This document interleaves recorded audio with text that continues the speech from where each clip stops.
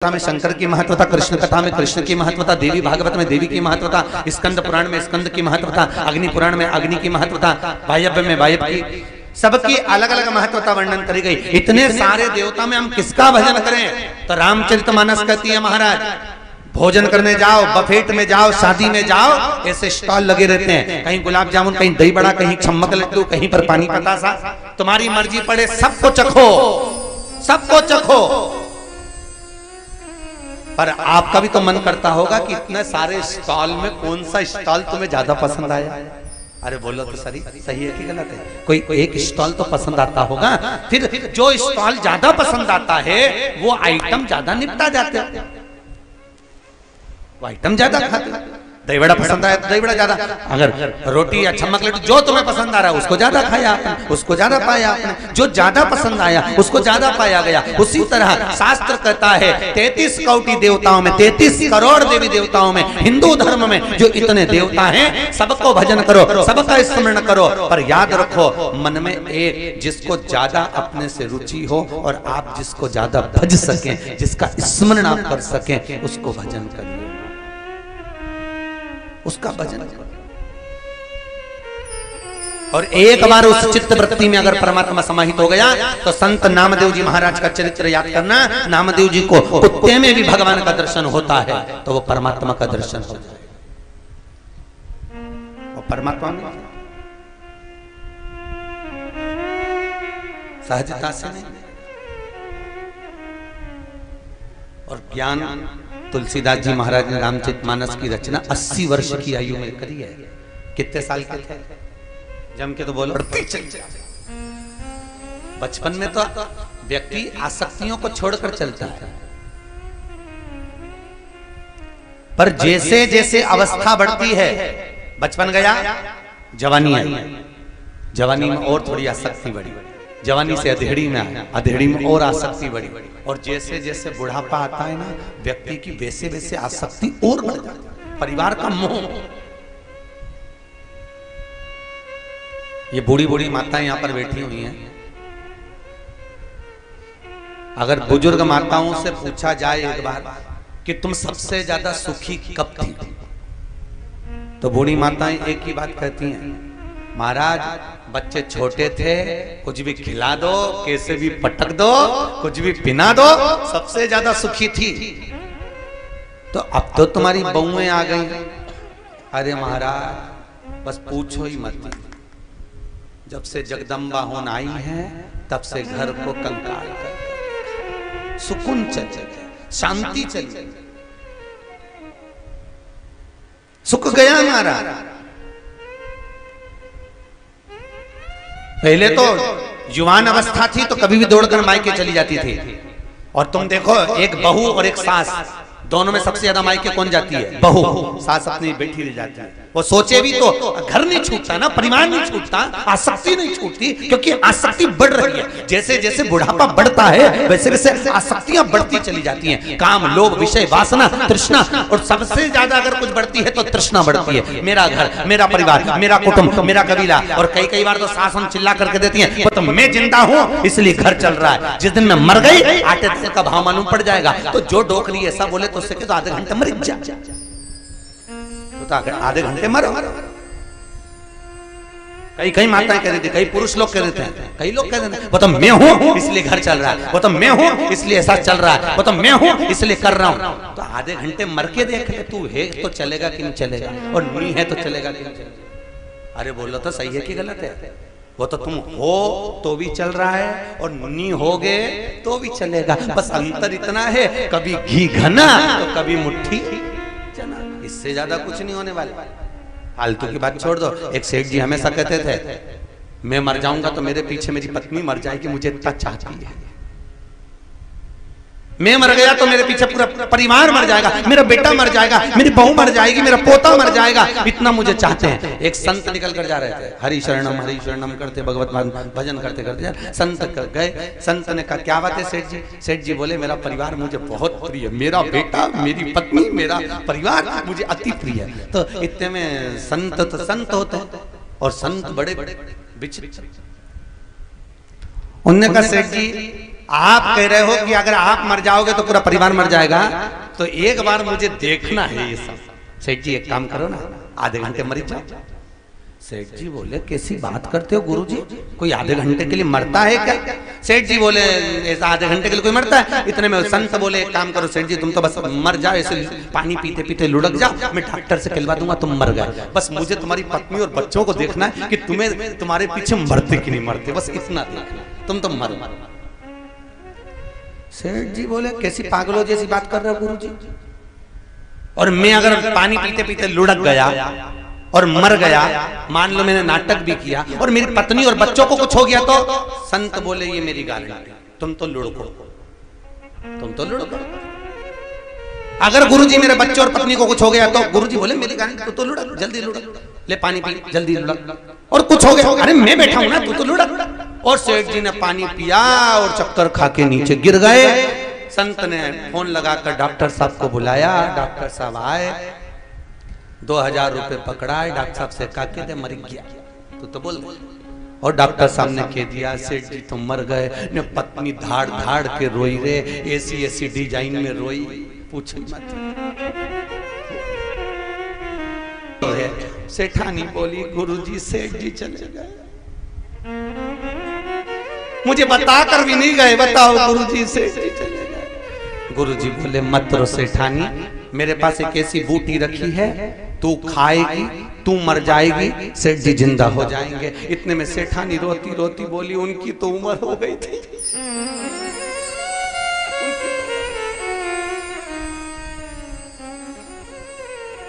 सेठ जी के गुस्सा आया और सेठ जी तो उठने वाले थे इसमें, इतने में गुरुजी ने चिमटा खोल दिया, पड़े थे चुपचाप। अभी तो कह रहा था पत्नी मर जाएगी, पड़े पड़े पड़े। सेठ जी पड़े, बेटा रो रहा था, तू काहे को रो रहा है, मेरा पिताजी चले गया तो ये भी नहीं बताया कौन से कितना लेना था, बाप के चक्कर आ गया। बताओ यहाँ बाप मरा पड़ा, इसके लेनदारी के पहले पड़ गए। अब तो सेठ जी उठने वाले थे, इतने में तुरंत गुरुजी बोले काम कर, तू खा ले, तू खाएगा तू मर जाएगा, तेरा बाप जिंदा हो जाएगा, तेरा पिता जिंदा हो जाएगा। इतने में बच्चा रोते रोते बोला पिताजी कह रहे थे अब तो तुझे ही संभालना है बेटा, मेरी तो उम्र हो गई। छोटा सा पोता था, बहू का लड़का, वो रो रहा था। सेठ जी ने संत ने पूछा तू क्यों रो रहा है? मेरे दादाजी चले गए, मुझे कुरकुरा कौन दिलाएगा, अब मुझे टॉफी कौन दिलाएगा? तो एक काम कर, ये बूटी तू खा ले, तू खाएगा तू मर जाएगा, तेरा दादा जिंदा हो जाएगा। इतने में पोता रोते रोते बोला गुरुजी तुम्हारे कोई आगे नहीं, तुम्हारे कोई पीछे नहीं, तुम नहीं खा लो। सब मिलके गुरुजी को वो बूटी खिला रहा है, पर घर का एक नहीं खा रहा। ये वाह वाह, यहाँ मतलब की दुनिया में किसी का कोई नहीं। ये जितने नजर आ रहे हैं तुमको अपने, ये सब धन के मीत, संपदा के मीत, सत्ता के मीत, बाकी के समय पर कौन जाएगा तुम्हारे साथ? पत्नी, परिवार, प्राण छूटने के बाद घर तक साथ देते हैं। कहां तक? घर तक। मोहल्ले के लोग, गांव के लोग शमशान तक साथ देते हैं, पर शमशान के बाद में जब चिता पर लेटाया जाता है, आग लगाई जाती है, तब एक ही साथ देता है, जो तुमने ये राम का भजन करा, जो तुमने ये कथा सुनी, जो भगवत नाम का जाप करा। बस अंतिम क्षण में चिता पर आग लगेगी, परिवार वाले पीछे हटेंगे, तब वही राम तुम्हारे साथ में अंतिम समय में इस आत्मा के साथ में परमात्मा लेकर जाएगा। अंतिम क्षण। और भले तुमने लाखों रुपए परिवार में खर्च कर दिया, पर सही मायने का खर्च तो परमात्मा की कथा, सत्संग, भजन जैसा। उम्र निकल गई, फिर वही बात आ गई, ना राम नाम लीनो तूने भरी जवानी में, तू डूब के मर जा रे चुल्लू भर पानी। पूरी अवस्था कमा दी, बचपन गवा दिया, जवानी गवा दी, अधेड़ी गवा दी, पूरा जीवन निकल गया। अब बुढ़ापा आ गया, ना पांव साथ दे रहा है, ना हाथ साथ दे रिया, ना मुंह साथ दे रिया, ना कानों से सुनाई दे रिया। अब बच्चों से कह रही रे ए मुझे सरस्वती विद्या मंदिर ले जा, वहां राम कथा हो रही। आज की औलाद ये कुत्ते को घुमाना पसंद करे पर डोकरा डोकरी को नहीं। कौन छोड़ेगा तुमको? कौन छोड़ेगा? इसलिए मौका मिला है, मौका मिला है, विद्यालय में राम कथा हो रही है, छोड़ना नहीं है। यही तो साथ जाने वाला है, बाकी का तो सब छूट जाना। पाया क्या? वो छूट जाए। ज्ञान कभी भी प्राप्त हो सकता है। तुलसी बाबा ने 80 वर्ष की आयु में, 80 वर्ष की आयु में तुलसीदास बाबा रामचरितमानस की रचना करे। केवल एक क्षण का ज्ञान तुलसीदास बाबा के जीवन में मिला। पत्नी का मोह इतना प्रबल था कि पत्नी से मिलने के लिए उसके मायके पहुंच गए। इतना आसक्ति, इतना मोह था।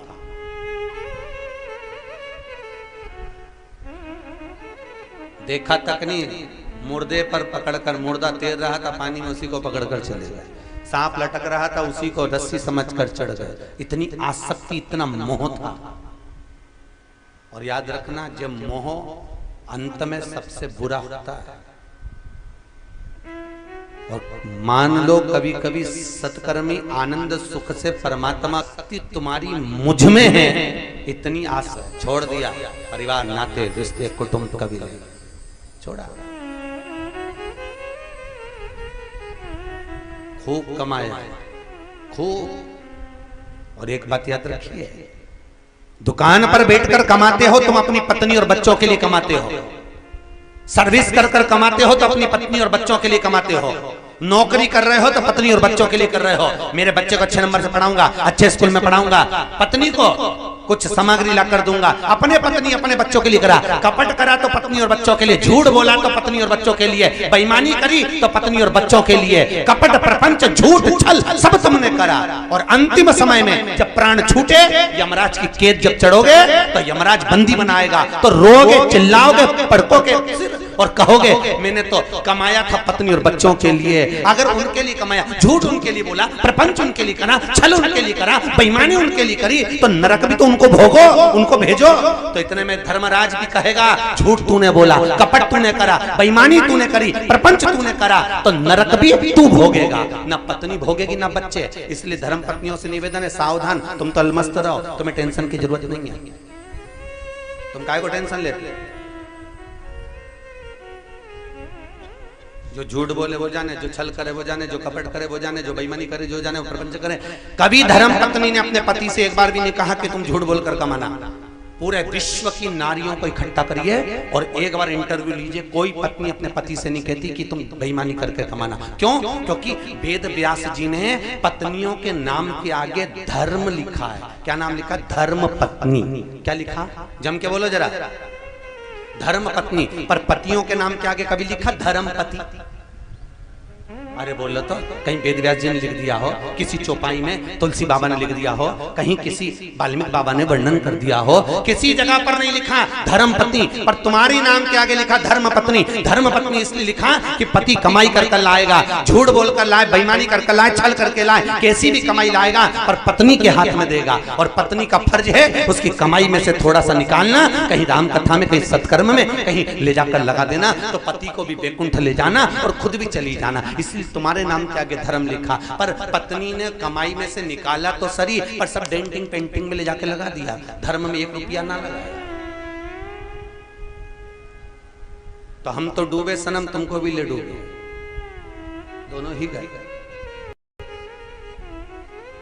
लगाया धर्म पत्नी और पति पति है। धर्म की पत्नी कभी नहीं कहती पति से कि तुम बेईमानी करो। बेटा कभी नहीं कहता बाप से कि पापा मेरे को अच्छा पढ़ाने के लिए, मुझे ऊंचा पहुंचाने के लिए तुम बेईमानी करना, छल करना, कपट करना, कभी नहीं कहते, कभी नहीं कहते। वो तो कहते हैं पापा काम ऐसा करना कि जिंदगी में नाम। महाराज हम पहले भी कथाओं में कई बार कह चुके, आज फिर इस नेटोर की भूमि पर कह रहे हैं, राम से नहीं डरना, मत डरो। माता पिता से नहीं डरना, मत डरो। गुरु और शिष्यों से नहीं डरना, मत डरो। वेद और पुराण से नहीं डरना, मत डरो। राम कथा से नहीं डरना, मत डरो। भगवान से नहीं डरना, मत डरो। गंगा यमुना सरस्वती से नहीं डरना, मत डरो। अपने पति से नहीं डरना, मत डरो। पत्नी से नहीं डरना, मत डरो। घर के बुजुर्गों से नहीं डरना, मत डरो। घर के बड़ों से नहीं डरना, मत डरो। पर अपने कर्मों से जरूर डरना, क्योंकि कर्म का भोग तो परमात्मा को भी भोगना पड़ता है। अपने कर्म से जरूर डरना कि हम मृत्यु लोक में कैसे पैदा हुए और हमारा कर्म हम कर क्या रहे हैं, हम कितना कर्म कर रहे हैं। कर्म का भोग तो परमात्मा भी भोगता है। सीता जी ने एक चिड़िया को कैद में रखा तो उनको कैद में रहना पड़ा। राम जी महाराज ने बाली को छुपकर मारा था तो उस बाली ने कृष्ण अवतार में जरा नाम का व्याग बनकर छुपकर मार दिया। कर्म का भोग तो भोगना पड़ेगा। गांधारी ने जब पूर्व समय में राजकुमारी थी, सुंदर बनने के लिए 100 केचुओं को पिसवाकर उसका मल्लम बनाकर शरीर पे लगाया था कि मैं कभी बूढ़ी नहीं हूं। तो वो 100 केचुए उस राजकुमारी गांधारी के गर्भ से पैदा हुए थे। 100 पुत्र उसके सामने पिसाए, उसके सामने मरे। कर्म का भोग तो भोगना पड़ेगा, बिगर भोगे रह नहीं सकते।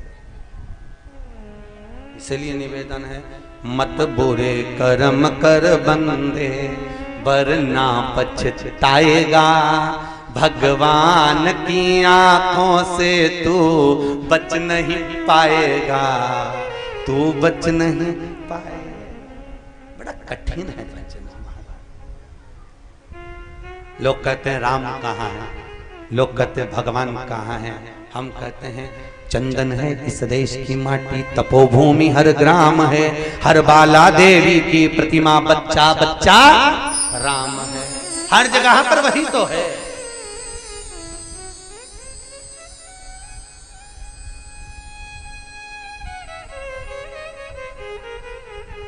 हर जगह वो कहां नहीं, सर्वस हर जगह पर विराजमान। उसको ढूंढने का प्रयास करिए, परमात्मा को पाने का प्रयास करिए।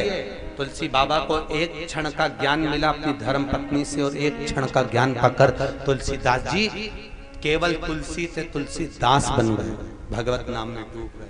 80 वर्ष की आयु में राम कथा की रचना कर रहे हैं। 80 वर्ष। कहीं पूर्वजों का पुण्य होता है, कहीं पूर्वजों की कृपा होती है, तब जाकर अपने जीवन में, अपने गांव में, परिवार में एक बार राम कथा हो पाती है।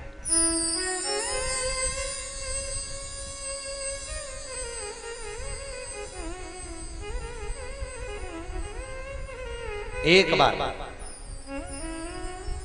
कुछ पुण्य होगा स्वर्गीय श्री बलराम कुंवर जी अग्रवाल जी का।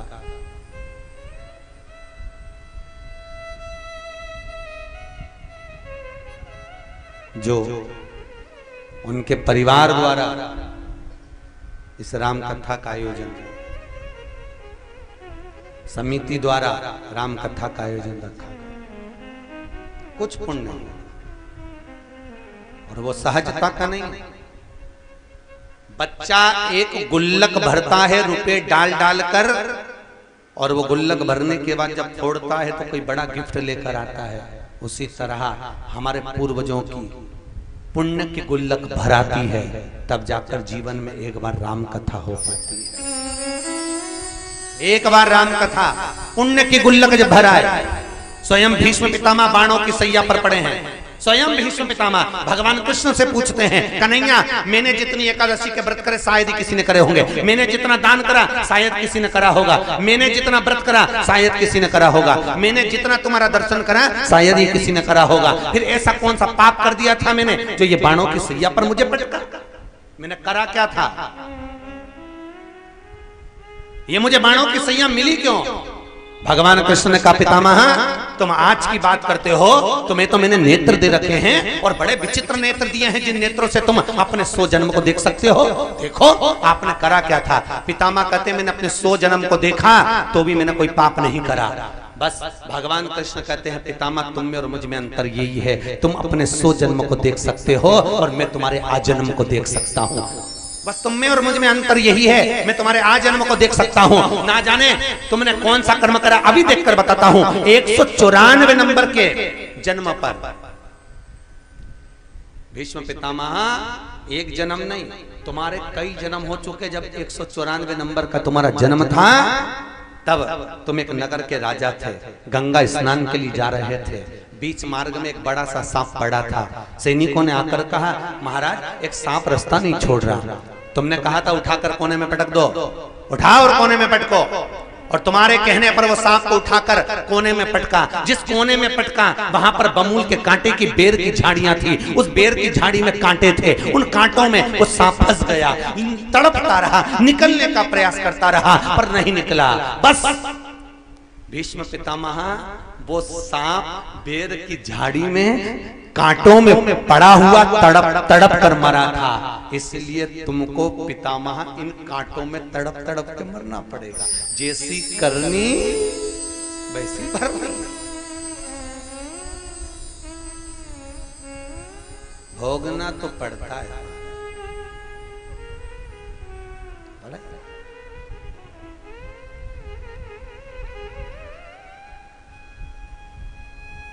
कई जगह कहते हैं सूर्पनखा को कभी दोषी नहीं कहेंगे। सूर्पनखा जैसी तो दुनिया में कोई नारी नहीं होगी, उसके बराबर कोई विद्वान नहीं होगी जो राम जी के सामने जाकर कहती है तुम सम पुरुष न मौसम न। सही है कि गलत है? बोलो तो। नेटवर्क के लोग बोलते नहीं है क्या? बोलते हैं तो फिर बोलो, अच्छे से बोलो। ऐसे मत बैठो कथा में जैसे किसी ने मार ठोक के बिठाया है। किसी के दबाव में तो नहीं बैठे हो ना। अरे बोलो तो सही, किसी के दबाव में तो नहीं बैठे हो ना। ऐसे मत बैठना कि किसी ने मार ठोक के बिठाया। तुम्हारी मर्जी पड़े, जितनी देर मन लगे कथा में बैठना, नहीं तो उठ के चले जाना। तुम तो बिल्कुल अलमस्त, चिंता मत करो। ऐसे मत बैठना कि कोई ने मार ठोक के बिठाया तुमको। बोल मस्ती में बैठो कथा में। किसी के यहाँ जाओ तो स्माइल देते रहो। भगवान की कथा में भगवान के सामने जाओ तो प्रसन्न रहो। भगवान को भी लगे कि इतनी प्रसन्न है, दुनिया में इतना दुख है, इसके बाद भी प्रसन्न है। जा, भगवान भी क्या ऐसी प्रसन्न बनी रहे। मालूम पड़े किसी के यहाँ, तुम्हारी मौसी के यहाँ गए और मुंह उतार के बैठे रहे। मौसी पूछ रहे क्या हो गया, बोले तो मौसी को भी दुख होगा, काय को आई, इससे तो घर ही अच्छी थी तेरी, काय को। तो भगवान की कथा में प्रसन्न। दुनिया के लोग कहते हैं धन पास में रखो, थोड़ा संभाल के रखो। पैसा साथ में रखो, थोड़ा संभाल के रखो, बुरे वक्त में काम आएगा। राम कथा कहती है भगवान का इतना भजन कर लो कि बुरा वक्त ही काय को आएगा। राम का इतना भजन तो करो। जितना धन साथ नहीं देता, धन तुमने जोड़ा पूत सपूत तो की धन संचय, और पूत कपूत तो की धन संचय। बेटा सपूत होगा तो खुद जोड़ लेगा, और बेटा कपूत होगा कितना भी जोड़ कर चले जाओ सब सत्यानाश मिला देगा। तो पूत सपूत तो की धन संचय, क्या करोगे? कई लोग जोड़ रहे हैं, जोड़ो जोड़ो जोड़ो और आखिरी में छोड़ो, और आखिरी में छोड़ो, और फिर बाद में कुछ नहीं होता। 16 श्राद्ध में एक फोटो टंग जाता। घर में एक छोटा सा फोटो देखा होगा बुढ़े लोगों का। अरे बोलो तो देखा कि नहीं देखा? जो मर जाते हैं उनका फोटो देखा है? जो मरे हुए व्यक्ति का फोटो देखना, कभी भी रोता हुआ फोटो नहीं लगता। वो भले पूरी जिंदगी रोते रोते निकाल देते, पर फोटो जो आखिरी में टंगता उसमें स्माइल देते रहते।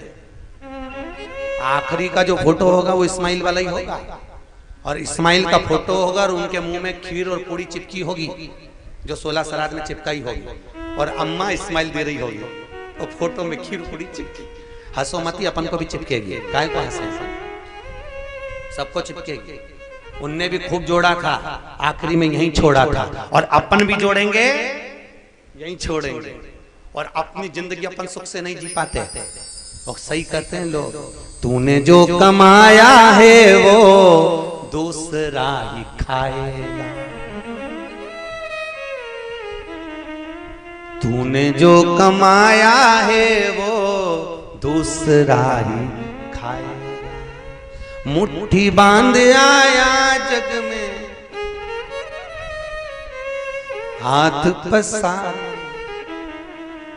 तूने जो कमाया है वो दूसरा अपन तो खा ही नहीं पाते, सुखी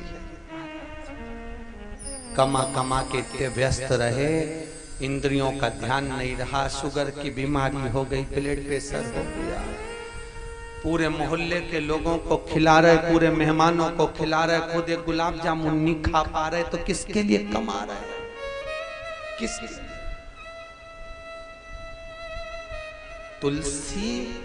तुलसीदास हो गया, तुलसीदास। तुलसी से तुलसीदास बनने में केवल एक क्षण का ज्ञान, मात्र एक क्षण का ज्ञान उनको प्राप्त हो गया, एक क्षण का ज्ञान, और कभी भी मिल सकता, किसी से भी मिल सकता, कहीं पर भी प्राप्त हो सकता। और तुलसीदास जी ने फिर वो विचार कर लिया कि अब ये जो ज्ञान प्राप्त हुआ ये सहज नहीं, अब आशा लग गई राम से मिलन की, अब आशा लग गई भगवान से मिलन की।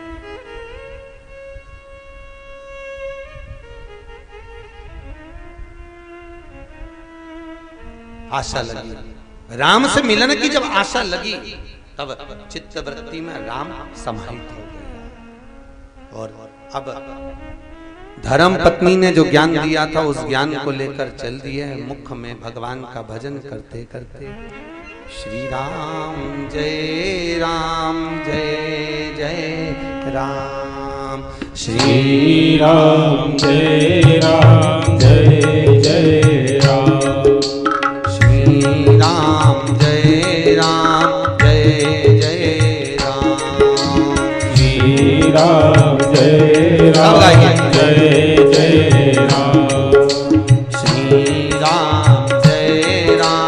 जय जय राम, श्री राम जय जय राम। जय हो।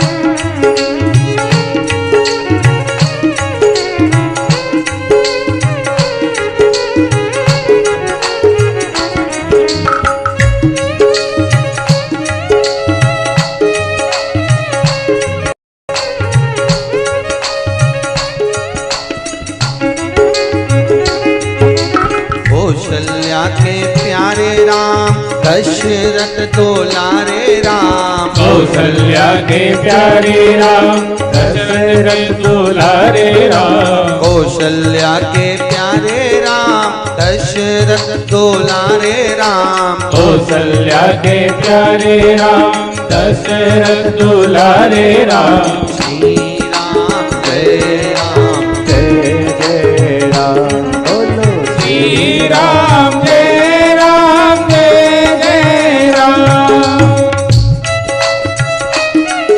बड़े भाव, ताली बजाने से पाप निकल जाता, जो नहीं बजाता पड़ोसी का पाप निकल के उसमें भरा जाता, इसलिए ट्रांसफर करते रहो। पड़ोसी जितनी तेज ताली बजाए उससे दुगनी आवाज तुम्हारी आए, तो पड़ोसी का पाप भराएगा नहीं, ट्रांसफर हो जाएगा। जय हो।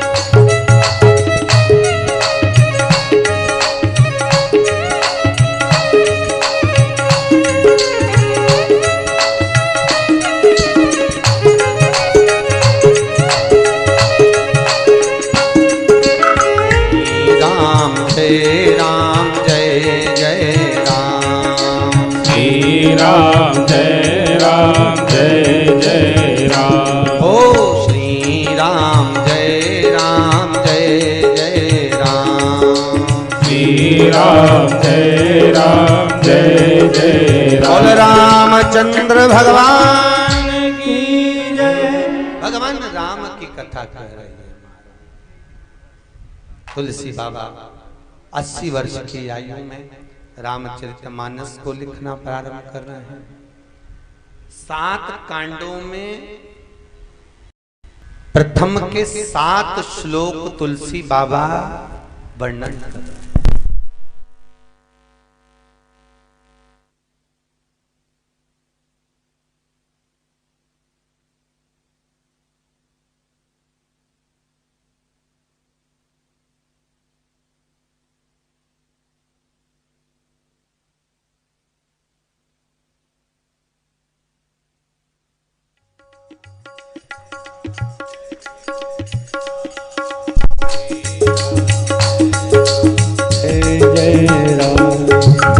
श्री राम जय जय राम। श्री राम जय जय राम। बोल रामचंद्र भगवान की जय। 7 श्लोक में तुलसी बाबा रामचरितमानस को प्रारंभ करता है। सबसे पहली रामचरितमानस की रचना किसने करी थी?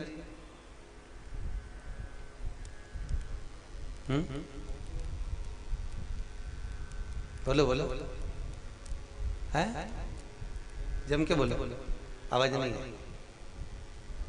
शंकर भगवान, बिल्कुल सही है, जोरदार ताली बजाओ, बिल्कुल सही बोला है माता जी। सबसे पहली रामचरितमानस की रचना भगवान शिव ने करी थी, जिसमें 100 करोड़ श्लोक थे। कितने श्लोक थे?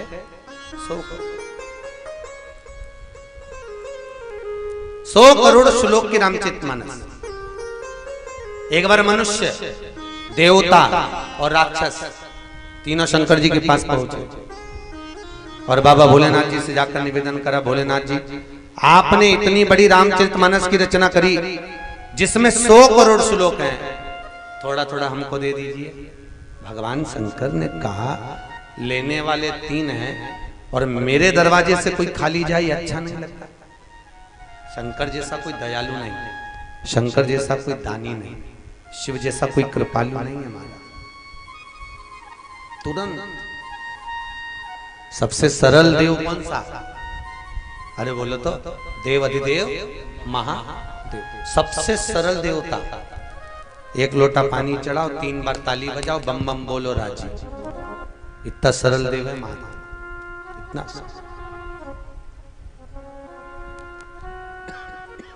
शिव जी के पास में 1000 श्लोक रह गए।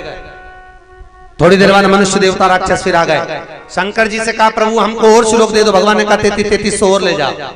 शिव जी के पास 100 श्लोक रह गए।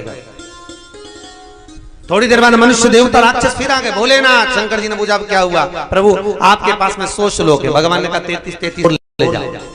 शिव जी के पास में मात्र 1 श्लोक रह गया, मात्र 1। थोड़ी देर बाद मनुष्य देवता राक्षस फिर आ गए। भोलेनाथ, शिव जी ने पूछा अब क्या हुआ? प्रभु 1 श्लोक आपके पास में। भगवान ने कहा श्लोक 1 है, लेने वाले 3 हैं। तो शंकर जी से पूछा आप विश्राम कैसे करते हैं? शंकर भगवान बोले कंठ पर भरा है विष, दिन भर लेता हूं राम का नाम, दोनों को मिला दो हो गया विश्राम। दुनिया के लोग आराम करते हैं, मैं विश्राम करता हूं। आराम और विश्राम दोनों में जमीन और आसमान का अंतर है। अरे बोलो तो सही है कि गलत है? आराम अगर व्यक्ति करता है तो उसमें चिंता लगी रहती है, पर विश्राम जब करता है तो चिंता से मुक्त हो जाता है। चिंता से मुक्त वाले तो बहुत देव है, और देवताओं को महादेव से मिलना है तो पृथ्वी पर आना पड़ेगा। तो भगवान विष्णु बोले मैं पता हूं, पर हर कंकर में मुझे शंकर नजर आता है, तो पांव रखूं तो रखूं कैसे? जिस कंकर पे मैं पांव रखता हूं उसमें शंकर दिखता है, तो क्या करूं मैं? भगवान शंकर बोले ऐसे काम नहीं चलेगा, मैं तुम्हें छोड़ूंगा नहीं और तुम मुझे नहीं छोड़ोगे। अपन दोनों एक दूसरे के बिना रह नहीं सकते, तो कुछ ऐसा करो कि पांव का काम ही नहीं रहे। तो भगवान विष्णु बोले तुम बताओ क्या करूं? शंकर भगवान बोले मैं तुम्हारे बिना नहीं रह सकता, एक काम करो तुम सांप बन जाओ। सांप के पांव नहीं होते, तुम सर्प बनकर मेरे पास में आओगे तो मैं तुमको एक क्षण के लिए दूर नहीं करूंगा, मेरे से चिपका कर रखूंगा। तो शंकर जी के गले में एक सांप पड़ा रहता है। लोग कहते हैं वो सांप कौन है? राम कथा कर रही है वो सर्प भगवान विष्णु है, जिसको शंकर ने अपने गले में धारण कर। याद रखना, मनुष्य की देह जब तक चल रही है समझ लेना उस समय शिव है। हिंदू धर्म में किसी वेद और पुराण का इतना विरोध नहीं हुआ, कितनी शास्त्र का इतना विरोध नहीं हुआ जितना विरोध रामायण का हुआ। और आज भी तो रामायण का जैसा विरोध चल रहा था वैसा राम का आज भी विरोध है। तुम राम कथा सुनो तो लोग तुमसे कहेंगे बताओ ये राम वाला। तुम भगवान की कथा में पहुंचे तो लोग कहेंगे कथा वाला। जैसे पूर्व में तुलसीदास जी द्वारा रचित, वाल्मीकि द्वारा रचित रामचरितमानस का विरोध हुआ था, ब्राह्मणों ने स्वीकार नहीं करा, अवधी भाषा में लिखी। ये अवधी भाषा को यहाँ स्वीकार करेंगे? यहाँ तो संस्कृत की भाषा होना चाहिए, वेदवाणी होना चाहिए।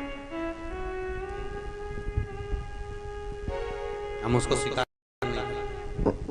तो जब स्वीकार नहीं करा तो तुलसीदास जी के सामने एक प्रसंग आया।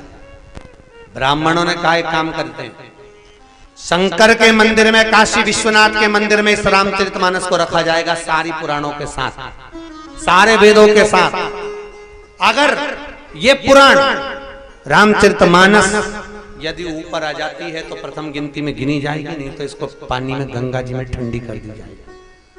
तुलसीदास जी 80 वर्ष की आयु में जिस रामचरितमानस की रचना करे, तुलसीदास जी की आंख में आंसू भर गए महाराज, आंख में आंसू।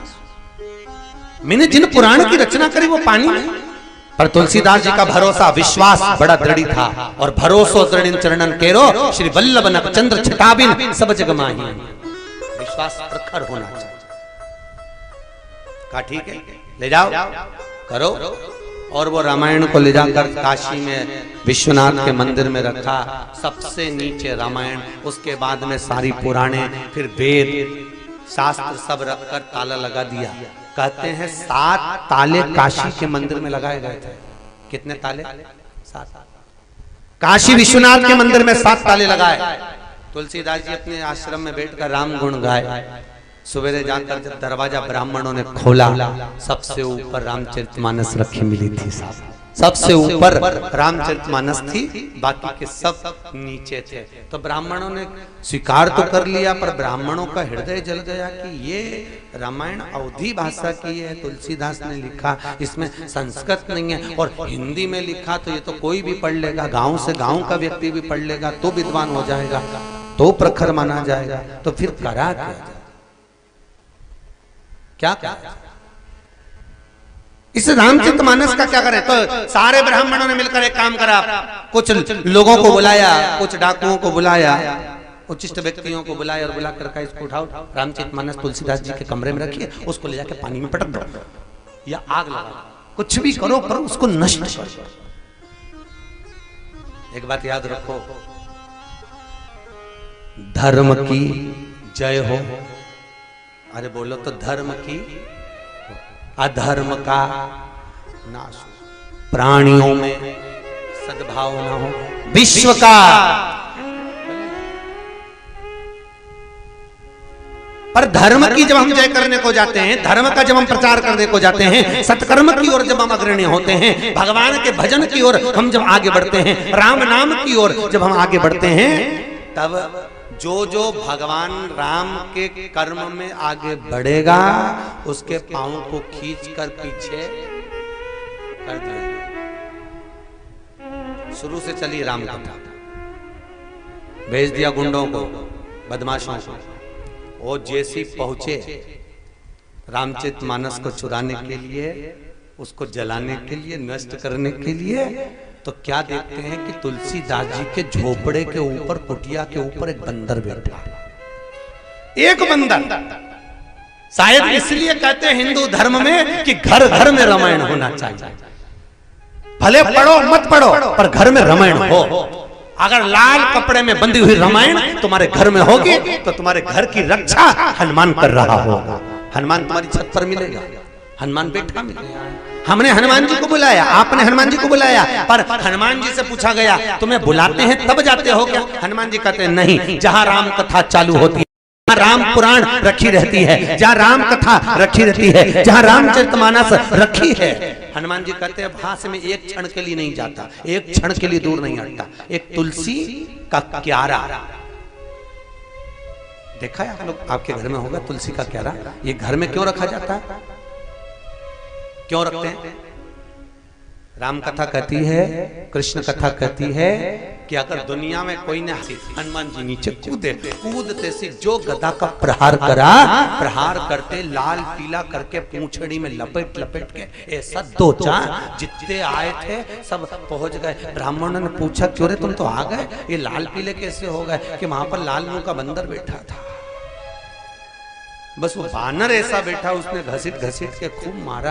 तो क्या मारा वो तो चल गया, पर जब घसीटता था तो बड़ा तकलीफ होता था। हनुमान जी मारते कम थे, पूंछ में लपेट के जैसे सिलबट्टे पे चटनी को पीसे ऐसे पीसते ज्यादा थे। और जितनी जगह, अच्छा तुम देखना हड्डी टूट जाए चल जाए, चोट लग जाए चल जाए, पर जब व्यक्ति गाड़ी से जा रहा है और एकदम फिसल जाए, फिका जाए और जो जगह जगह से घिसाता है ना, उसकी तकलीफ सबसे ज्यादा होती है। हाथ पैर में जो चोट लगे वो अपनी जगह पर, जो घसाता है ना सब दूर से, वो तकलीफ सबसे, उसकी तकलीफ बड़ी। सारे ब्राह्मणों ने सोचा अपन चल कर देखते हैं। ब्राह्मण पहुंचे, देखा ऊपर जैसे ही अंदर प्रवेश कर रहे थे ब्राह्मण, हनुमान जी महाराज ऊपर बैठे हुए थे। श्री हनुमान जी महाराज ऊपर, और हनुमान जी महाराज ऊपर बैठे हुए। ब्राह्मणों ने देखा ये बानर वही है जिसने डाकुओं को मारा था, उन बदमाशों को मारा था। अगर हम गए तो ये हमको भी मारेगा। ब्राह्मण बड़े चतुर थे, एक चांदी की थाली में 56 भोग बनाकर हनुमान जी के लिए रख दिया, बंदर के लिए, कि ये खाएगा तब तक अपन अंदर जाएंगे, चुरा लाएंगे। हनुमान जी भी सारे भोगों को त्याग दिए, सब भोग, क्योंकि हनुमान जी को मालूम है मुख मोहे राम नाम, राम सेवा हाथ में, तू अकेला नहीं प्यारे, राम तेरे साथ। हनुमान जी को मालूम, हनुमान जी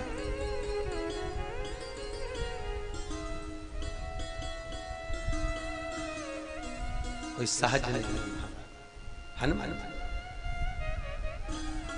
स्वयं बैठा है। किस किस के यहाँ पर रामायण है, हाथ उठाओ। जिसके घर पे रामायण हाथ उठाइए।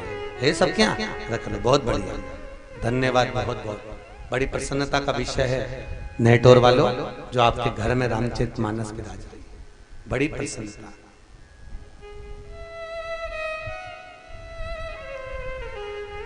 पहले बेटी की विदाई में, कन्यादान में सामान कुछ देते थे ना देते थे, पर रामचरितमानस जरूर देते थे। यहां भी देते होंगे, मालूम होगा आपको। बेटी के कन्यादान में रामायण दी जाती थी पहले। कर कर भगवत भजन में डूबी रहना, भगवत भजन में तू डूबी रहना। रामचरितमानस देते समय, विदा करते समय बेटी को ज्ञानवर्धक बातों से बेटी को विदा किया जाता था, खूब उपदेश दिए जाते थे बेटी को। आज के जमाने में बेटी के विदाई में धन दौलत दी जाती है, फ्रिज कूलर वॉशिंग मशीन सब कुछ दिया जाता है, पर बेटी को संस्कार नहीं दिए जाते। पहले बेटी को संस्कार देकर विदा करा जाता था, दहेज नहीं। आज के जमाने में दहेज दिया जाता है पर संस्कार नहीं। बहुत अंतर है हमारा, बहुत अंतर। कई लोग कहते हैं समाजों में लड़कियों की कमी हो गई, लड़के ज्यादा हो गए, पर ऐसा नहीं है। भगवान के यहाँ की लेवल बराबर चलती है, बराबर। कमी भगवान ने लड़कियों की नहीं करी है, कमी विचारों की कर दी है। काहे की कमी है? जम के बोलो, विचारों की। आज के जमाने में माता पिता लड़कियों को इतना पढ़ा रहे हैं, इतना पढ़ा रहे हैं कि समाज की लड़कियां पढ़ते पढ़ते पढ़ते पढ़ते पढ़ते पढ़ते बाहर निकल जाती हैं, उनकी सोच बदल जाती है और वो समाज के लड़कियों से शादी नहीं कर पाती हैं, दूसरे समाज में जाकर शादी कर लेती हैं। तो हमको लगता है लड़कियों की कमी हो रही है। लड़कियों की कमी नहीं है, लड़कियां उतनी हैं जितनी लड़के हैं। लेवल मेरे राम जी के यहाँ पर कोई लेवल की कमी नहीं, सब बराबर है। सोच का अंतर आ गया। बच्चे माता पिता के काम को संभालने लगे, बच्चे बाप के काम को संभालने लगे, पिता के काम को संभालते संभालते बच्चे अपने काम में लग जाते हैं। लड़कियां पढ़ पढ़ के अव्वल निकलती हुई उनकी सोच प्रबल हो जाती है, फिर वो अपने समाज के लड़कों के साथ में विवाह करना पसंद नहीं करती। केवल सोच का अंतर है, लेवल का नहीं। लेवल वही है, सोच बदल। और मेरा निवेदन है इस रामचरितमानस के माध्यम से जनक जैसे ज्ञान हर माता पिता अपनी बेटी को दे। जनक जी ने अपनी बेटी के कन्यादान में कुछ नहीं दिया था। जनक जी ने अपनी बेटी के कन्यादान में अगर दिया था तो केवल संस्कार दिया था। दो बाप किसी के ऐसे नहीं हो सकते, एक सीता जी के ससुर और एक सीता जी के पिता। जानकी माता के पिता ने कन्यादान में संस्कार दिए थे और दशरथ जी ने अपनी बहू की मुंह दिखाई में केवल एक फल दिया, केवल एक फल। कौशल्या माता ने पायल दी थी, केकई ने शीश महल दिया था। सुमित संवारना है, बच्चों को अव्वल बनाना है तो थोड़ा संस्कारवान बनाना जरूरी है महाराज।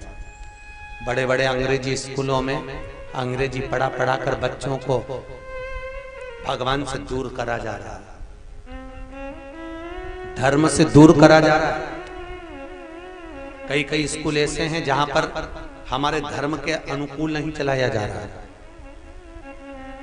पर धन्य है भारत की भूमि पर कुछ सरस्वती शिशु विद्या मंदिर जैसे ऐसे कई स्कूल हैं जो कि आज भी राम और कृष्ण के माध्यम से विद्या का अर्जन करा रहे हैं। आज कुछ स्कूल ऐसे भी राजा जिससे हिंदू धर्म को आगे बढ़ाया जा सकता है, धर्म और शास्त्रों को। कुछ प्रसंग भारत जीवन की हो, माता सरस्वती के चरणों को प्रणाम कर कर छंद की देने वाली, वाणी की देने वाली, सारे शब्दों में समाहित होने वाली, हर पुट को प्रफुल्लित करने वाली ऐसी माता सरस्वती को तुलसी बाबा ने नमन किया है महाराज। और बाबा प्रणाम कर कर भगवान गणेश जी महाराज का स्मरण करते हैं। जो सुमिरत सिद्ध हो, जो ही सुमिरत सिद्ध होय, गणनायक करवर वदन, रामा करहूँ अनुग्रह सो, बुद्धि राशि शुभ गुण सदन।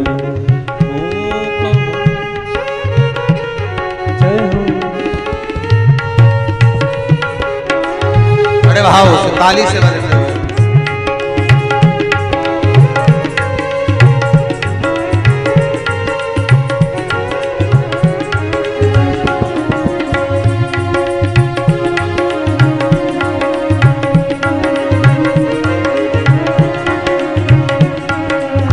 मुख होए वाचाल, पंगु चढ़ई गिरिवर,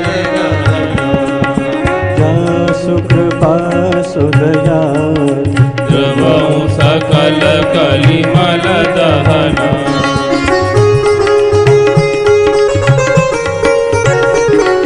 भगवान तुलसी बाबा ने भगवान गणेश जी की वंदना करते हुए, गणेश बाबा को प्रणाम करते हुए, महाराज जो मेरे मन का संकल्प है, जो मेरे मन के विचार हैं, जो मेरे मन का आनंद है, वो मैं अपने कलम पर, अपने दवाद पर, इस पुस्तक पर लिख जय हो।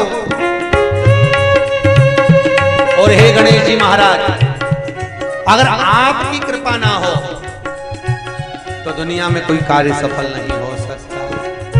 आप कृपा करें। मंगल भवन अमंगलहारी, द्रवहु सुदशरथ अजिर बिहारी।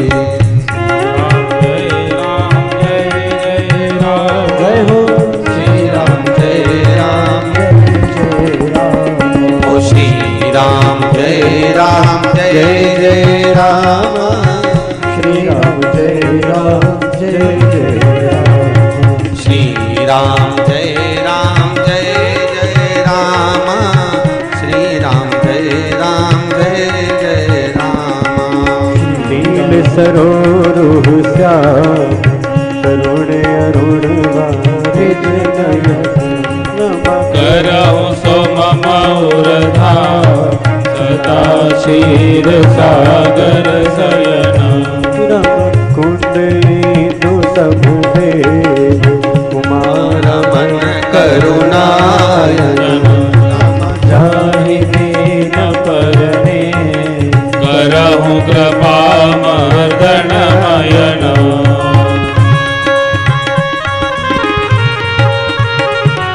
ताली से बजाते बड़े भाव से।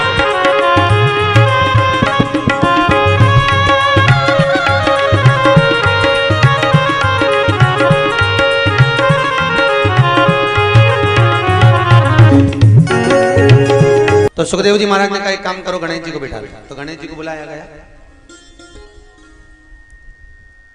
गणेश जी को बुलाया, मना नहीं है। गणेश जी महाराज से कहो लिखो, पर मेरे श्लोक में कोई गलती होगी उसको छांटना पड़ेगा, फिर लिखना पड़ेगा। तो वेद व्यास जी महाराज हर श्लोक में ऐसी गलती करते थे कि गणेश जी को छांटने में 1 महीना लग जाता था, तब जाकर गणेश जी महाराज इसको लिखते थे महाराज। तो यहाँ पर तुलसी बाबा कह रहे हैं, गणेश जी महाराज आपके बिना दुनिया में कोई कार्य सफल नहीं है, इसलिए आप कृपा करिए। आप कृपा करोगे तब जाकर कोई कार्य सफल होगा महाराज। आप करुणा ना करें तो कोई कार्य नहीं हो सकता। कैसे? बहुत। गणेश जी की पूजन किसके साथ होती है? दिवाली पे करते हो आप लोग? किसके साथ करते हो? हैं? लक्ष्मी के साथ। अच्छा, गणेश जी पुत्र किसके हैं? बेटे किसके कहलाते हैं? पार्वती के। पर पूजन किसके साथ होती है? अरे बोलो जम के, लक्ष्मी के साथ। क्यों होती है? कभी कभी आपके बच्चे भी तो आपसे प्रश्न करते होंगे, मम्मी ये गणेश जी तो पार्वती के पुत्र हैं, शंकर जी के पुत्र हैं, फिर इनकी पूजन ये लक्ष्मी जी के साथ, सरस्वती के साथ क्यों होती है? कारण क्या है? उसका क्या कारण है? तो माँ समझाती है, बेटा सुन, एक बार माता लक्ष्मी को बड़ा अहंकार था। होता है किसी किसी व्यक्ति को बड़ा अभिमान रहता है, बहुत अहंकार, मैं बड़ा। लक्ष्मी जी को बड़ा अहंकार। एक दिन लक्ष्मी जी ने कहा, नारायण मेरे कारण ही ये दुनिया का संचार है, अगर मैं नहीं तो कुछ भी नहीं। भगवान विष्णु कहते हैं लक्ष्मी किस बात का अभिमान करती है? लक्ष्मी जी कहती है, महाराज मेरी पूर्णता में मनुष्य पूर्ण है, नहीं तो मनुष्य अपूर्ण है। इतने में तो भगवान विष्णु ने कह दिया, अरे ओ लक्ष्मी तू तो खुद पूर्ण नहीं है, तू तो खुद पूर्ण नहीं है, तू तो खुद अपूर्ण है, और तू कहती है कि मैं पूर्णता में। तू काहे की पूर्ण?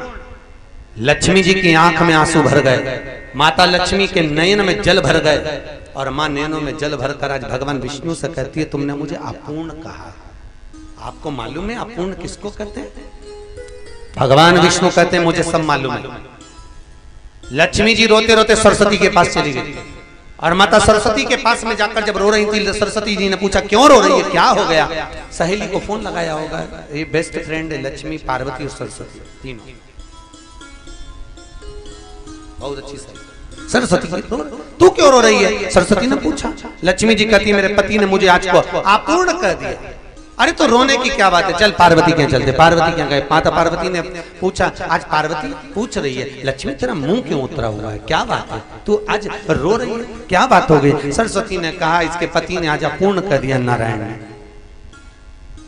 अरे तो इतनी सी बात के लिए रो रही है? पार्वती ने कहा, तू इतनी सी बात के लिए रो रही है कि तू अपूर्ण है, ले मैं आज तेरे को पूर्ण कर देती हूं। नारी अपूर्ण जब तक रहती है जब तक कि उसकी गोदी में संतान नहीं होती। गोदी में बच्चा नहीं है तो वो अपूर्ण कही जाती है, अपूर्ण। और लक्ष्मी जी की औलाद नहीं थी, संतान नहीं थी, क्योंकि दधीची ऋषि की धर्मपत्नी सुवार्च ने श्राप दिया था, ए नारायण तुम्हारे औलाद नहीं होगी, संतान नहीं होगी। सारे देवी देवताओं के घर में बच्चे हुए, पर भगवान विष्णु के यहाँ संतान नहीं।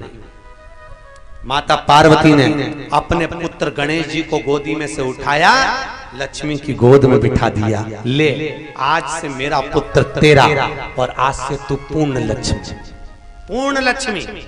इसलिए आज भी हिंदू धर्म का नियम है, दीपावली के दिन नारायण के साथ में लक्ष्मी का पूजन नहीं होता। नारायण के साथ में अगर लक्ष्मी की पूजन होती है तो वो अपूर्ण मानी जाती है, और दिवाली के दिन गणेश जी के साथ अगर लक्ष्मी की पूजन होती है तो वो पूर्ण लक्ष्मी मानी जाती है, पूर्ण लक्ष्मी। इसलिए दीपावली के दिन नारायण लक्ष्मी की पूजन नहीं, दीपावली के दिन गणेश जी के साथ में लक्ष्मी की पूजन है, और साथ में सरस्वती की पूजन। क्यों सरस्वती की पूजन इसलिए कराई? क्योंकि माता सरस्वती लक्ष्मी जी को लेकर गई थी माता पार्वती के पास, इसलिए वहां पर लक्ष्मी पूर्ण हो गई, लक्ष्मी की पूर्णता। इसलिए हिंदू धर्म में हमारे शास्त्रों के अनुसार लक्ष्मी जी का पूजन जब जब होता है तब गणेश जी को साथ में बिठाया जाता है, जिससे हमारे घर में अपूर्ण लक्ष्मी नहीं रहे, हमारे घर में अधूरी लक्ष्मी नहीं रहे, हमारे घर में पूर्ण लक्ष्मी रहे, पूर्ण लक्ष्मी। इधर नौटर में करते हैं गणेश जी के साथ लक्ष्मी की पूजन, अरे बोलो तो करते हैं कि नारायण के साथ करते हैं? लक्ष्मी और गणेश का संबंध है, बेटे और मां का संबंध, माता और पुत्र का संबंध के कारण, पूर्णता के कारण लक्ष्मी का पूजन गणेश जी के साथ।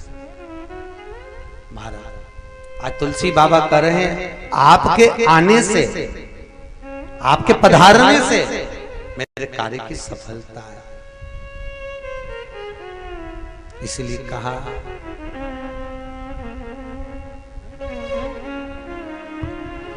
भगवान गणेश जी महाराज से विनती कर दिया, हे गणेश जी महाराज आप निवेदन है पधारो, मेरी सभा में रस बरसाओ बरसाओ, आओ जी गजानंद आओ, मेरी सभा में रस बरसाओ आओ से बरसाओ, आओ गजानन। हमारे भीतर दूसरे का भाव लेने का, दूसरे का धन लेने का मन में इतना भाव बढ़ गया कि हम दूसरे के धन को पाकर सुखी होना चाहते हैं।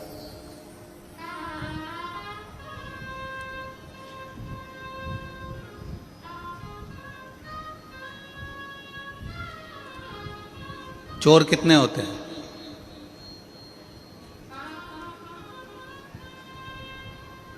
जैसे कपड़े की वैरायटी होती है उसी तरह चोटों की भी वैरायटी होती है। अलग अलग तरह के चोर होते हैं। किसी के घर में घुस गया बिना पूछे, वो भी जम के बोलो जरा चोर है, वो भी क्या है? चोर है। किसी का रखा हुआ सामान बिना पूछे उठा लिया, वो भी जम के बोलो चोर। किसी के घर में जाकर कोई सामान उठाकर लेकर चले गए, वो भी चोर है, वो भी चोर। घर में कोई गाजर का हलवा बना, पूड़ी बनी, खिचड़ा बना, चावल बना, भोजन बना, भगवान को दिए बिना, भगवान को बिना भोग लगाए खा गए, वो भी चोर है। घर में बूढ़ी माँ, घर में बूढ़े पिता हैं, बाजार से गजक खरीद के लेकर आए, जलेबी खरीद कर लेकर आए, आलू बड़ा खरीद कर लेकर आए, बड़ा पाव खरीद कर लेकर आए और चुपचाप से ले जाके अपने कमरे में पत्नी और बच्चों के साथ खा गए और माँ बाप को नहीं दिया, वो भी चोर, वो भी चोटे हैं, वो भी चोर। घर में बूढ़े माँ बाप बैठे हुए हैं, घर में बुजुर्ग बैठे हुए हैं, घर में बूढ़े रह रहे हैं। एक माँ बाप अपने बच्चे को अपने मुंह का निवाला निकाल कर दे देते हैं, एक माँ बाप अपने बच्चे को अपना वैभव पूरा दे देते हैं, तो बच्चों का भी फर्ज बनता है कि बुढ़ापे में और बचपन में, ये दो अवस्था ऐसी होती है जिसमें खाने की लालकता ज़्यादा होती है। बचपन में भी खाने की ललकता होती है और बुढ़ापे में भी खाने की ललकता होती है। हमारा काम, अपना काम, हम अगर अपने बच्चों के लिए कुछ लेकर आ रहे हैं, हम अपनी पत्नी के लिए कुछ लेकर आ रहे हैं बाजार से, तो एक पुड़िया अलग से अपने माँ बाप के लिए भी बंधवा कर लेकर आओ और उनको दो कि माँ ये मैं तेरे लिए लेकर आया। चोटों की गिनती में नहीं आओगे।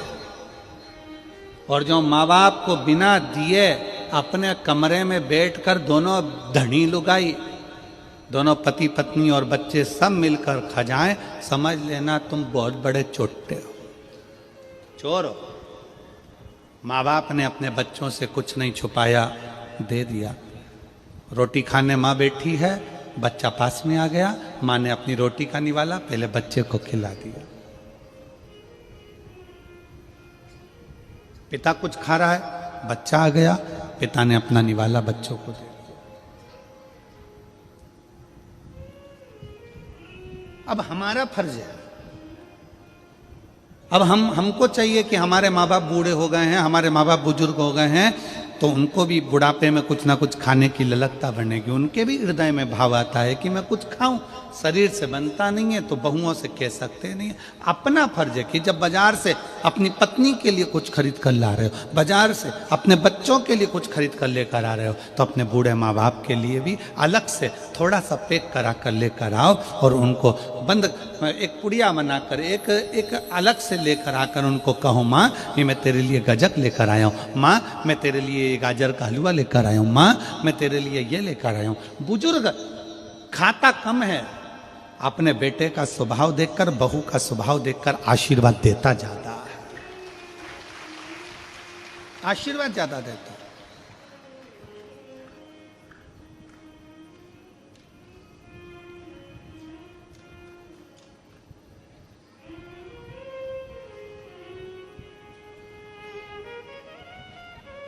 संसार सागर में एक बड़ी सुंदर कथा आती है, वायु पुराण, मत्स्य पुराण की।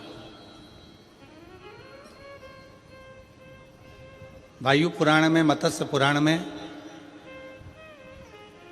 ऋषि नेध्रुव का चरित्र आता है।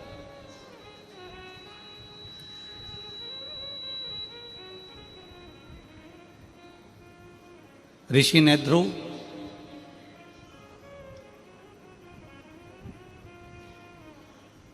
जो भगवान शंकर की आराधना में लीन रहते थे, शिव की भक्ति में लीन है। उनकी धर्मपत्नी का नाम था सुमेधा।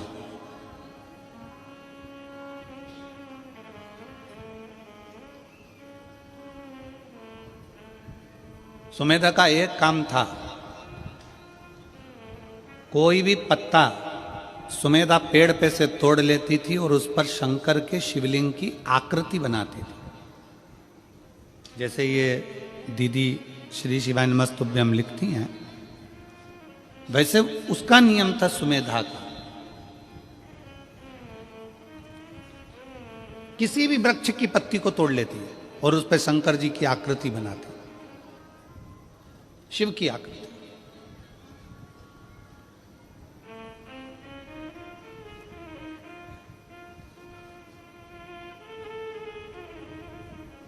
उसने पत्तियां आकृति बना बनाकर ढेर सारी पत्तियां एकत्रित कर लेती थी और उन पत्तियों को फिर बाद में जल में एक एक कर कर विसर्जन करती थी, एक एक कर कर जल में विसर्जन करती। सुमेधा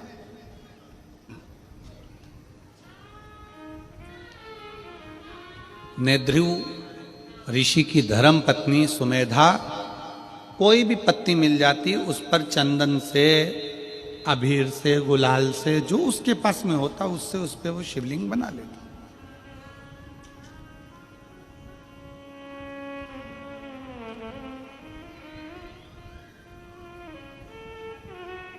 एक बार वो कहीं बैठी थी, शिवलिंग की आकृति पत्तियों पर बना रही थी, अपनी मस्ती में बैठी थी। एक विधवा लेडीज, एक बेधव्य महिला स्त्री बहुत दुखी थी, जिसका नाम था शारदा। वायु पुराण का यह चरित्र है, मत्स्य पुराण में भी इस चरित्र का वर्णन आया है।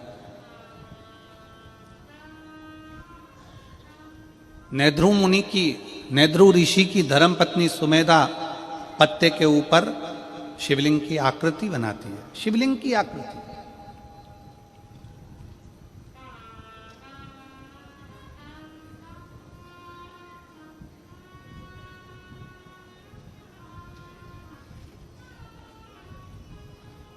एक वेधव्य स्त्री जिसका पति उसको छोड़कर चले गया, प्राण छूट गए उसके, घर में 4 बच्चे हैं छोटे छोटे, उन बच्चों का पालन करना है उसको, उसके पास में धन नहीं, उसके पास में वैभव नहीं है। पूरे गांव गांव नगर नगर घूम घूम कर काम मांगती है कि मुझे कोई काम मिल जाए, मुझे कोई ऐसा कार्य बता दो जिससे मेरा जीवन कट जाए, अच्छे से निकल जाए। मैं बहुत दुखी हूं। पूरे गांव गांव में घूमने के बाद में वो जहां पर सुमेधा बैठकर शिवलिंग बना रही थी, सुमेधा बैठकर पत्ते के ऊपर शिवलिंग की आकृति बना रही थी, वहां पर जाकर खड़ी हो गई, वहां जाकर खड़ी है।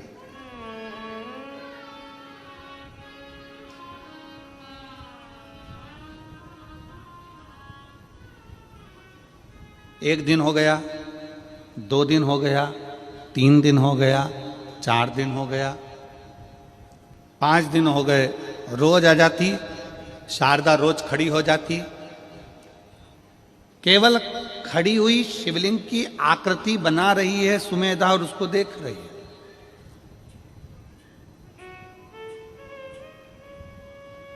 अब उसने क्या देखा कि सुमेधा ने जैसे शंकर की आकृति बनाई और पत्ते को नीचे रखा, दूसरा पत्ता उठाया, फिर लिखा, फिर आकृति बनाई, फिर पत्ता रखा, फिर आकृति बनाई, फिर पत्ता रखा। इतने में शारदा ने क्या देखा कि एक इल्ली उस पत्ते के पास में गई है। एक इल्ली, छोटी सी इल्ली उस पत्ते के पास में गई।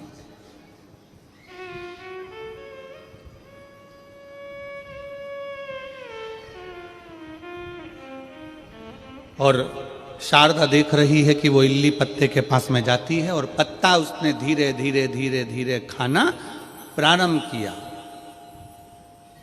पत्ता उसने धीरे धीरे खाना प्रारंभ किया।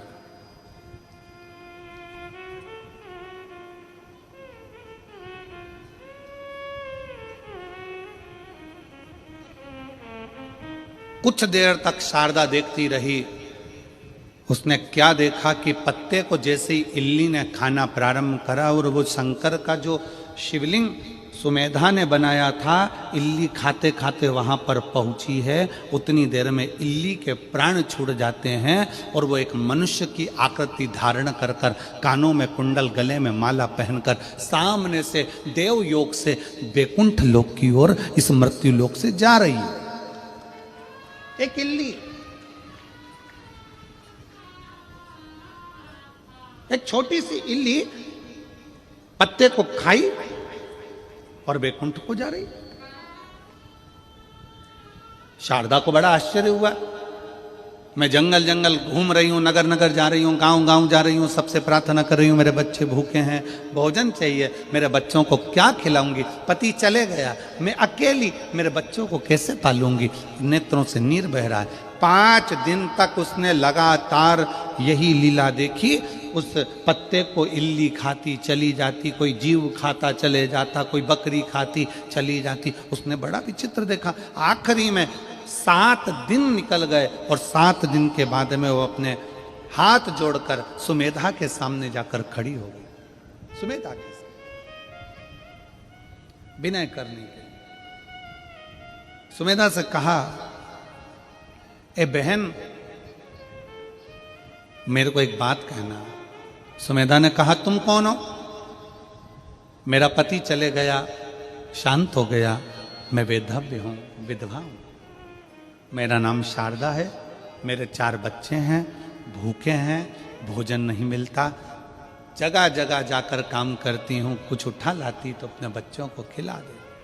बहुत दयनीय स्थिति है मेरी। मैंने देखा है आप पत्ते पर कुछ बनाती हो। सुमेधा मुस्कुरा कर कहती है, मैं शिवलिंग बनाती हूं। शिवलिंग? हाँ। इससे क्या होगा?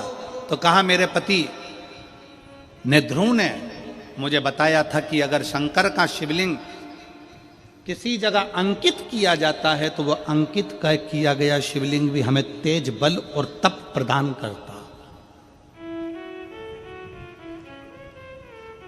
आप लोगों ने कभी देखा है कि एक राम नाम लेखन की बैंक भी होती है, आप लोगों को मालूम है? ऐसी किताब मिलती है, उसमें राम राम राम राम राम राम राम राम लिखते हैं लोग, नमः शिवाय लिखते हैं लोग, ओम नमः शिवाय लिखते हैं लोग, श्री शिवाय नमस्तुभ्यम श्री शिवाय नमस्तुभ्यम लिखते हैं। कौन कौन ने देखी? जरा हाथ उठाओ। देखिए आप लोगों ने, ऐसी किताब मिलती है, पर्चा मिलता है, उसमें आपको लेखन करना पड़ता है। उसका फल क्या है?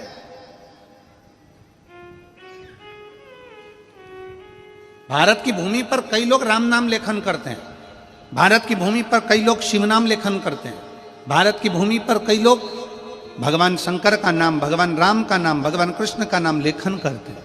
उसका फल क्या? तो कहा उस लेखन का फल यह है कि आप अगर जंगल में जाकर, वन में जाकर कहीं तप साधना नहीं कर सकते, क्योंकि तप साधना करने के लिए भी एकाग्रता चाहिए और लिखने के लिए भी एकाग्रता की जरूरत होती है। अगर आप कहीं वन में जाकर तप साधना नहीं कर सकते तो एक कॉपी पर आप भगवान का जब नाम लिखते हैं तो आपका दिल और दिमाग एकाग्र हो जाता है, भगवान की चरणारविंद में चला जाता है। वो तप के बराबर है, वो साधना के बराबर। भारत की भूमि पर जितने लोग राम नाम लिखते हैं, लेखन करते हैं, कृष्ण नाम लिखते हैं, लेखन करते हैं, शिव नाम लिखते हैं, लेखन करते हैं, नमः शिवाय लिखते हैं, लेखन करते हैं, शंकर का मंत्र लिखते हैं, लेखन करते हैं, उन सब के चरणों को नमन करता हूं। क्योंकि आप भले वन में जाकर तप नहीं कर सकते, साधना नहीं कर सकते, पर लेखन करने में चित्त मन एकाग्र हो जाता है।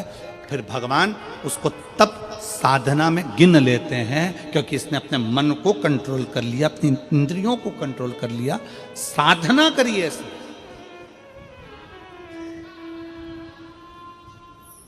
मन को संयमित करा इसने। मैं धन्यवाद देता हूं राम नाम लेखन वालों को, मैं धन्यवाद देता हूं शिव नाम लेखन वालों को, मैं धन्यवाद देता हूं कृष्ण नाम लेखन वालों को, जो लिखते रहते हैं, लेखन करते, केंद्रित कर रहा है।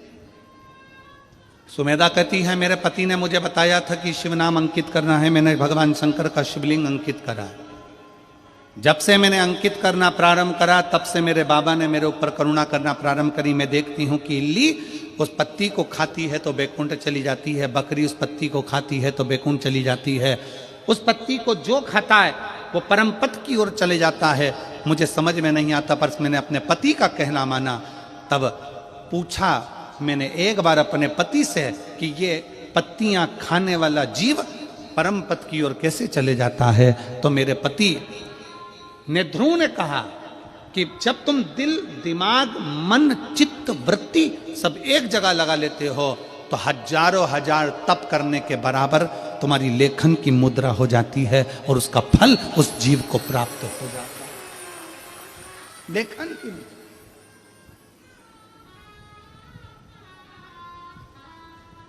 उसका फल प्राप्त हो जाता है। शारदा ने कहा मैं बड़ी दुखी हूं, मैं क्या करूं?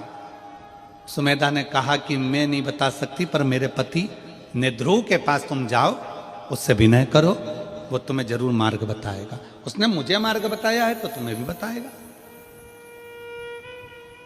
जाओ तुम जाकर बात करो। शारदा भगवान का नाम जपती जपती ने ध्रुव के पास पहुंच गई। ने ध्रुव बैठे तप साधना में थे, उन्होंने तुरंत पूछा, मां तुम कैसे आई? दीदी, जीजी, बेटी तुम कैसे आई?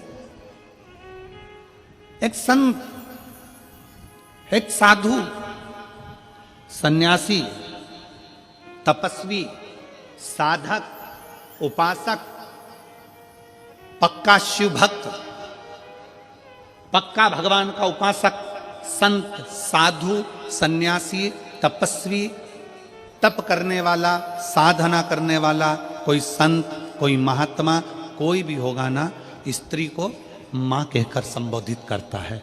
क्योंकि उसके सामने भले युवान स्त्री भी खड़ी होती है ना, तो वो साधु हमेशा उसको मां ही कहता है। कोई बेटी खड़ी है ना तो उसको बेटी कहकर पुकारता है, पर उसके नाम से कभी संत साधु किसी स्त्री को नाम से नहीं पुकारता, उसको मां संबोधन देगा। भगवान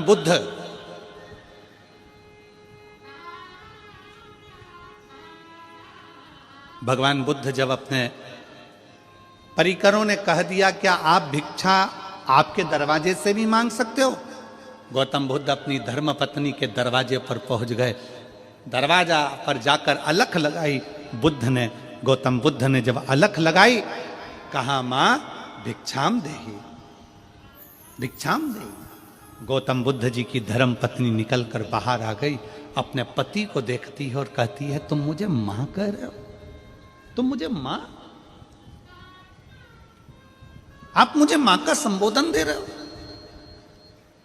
गौतम बुद्ध ने कहा संसार की जितनी नारियां हैं, संसार की जितनी स्त्रियां हैं, एक साधु के लिए, एक तपस्वी के लिए मां के तुल्य है।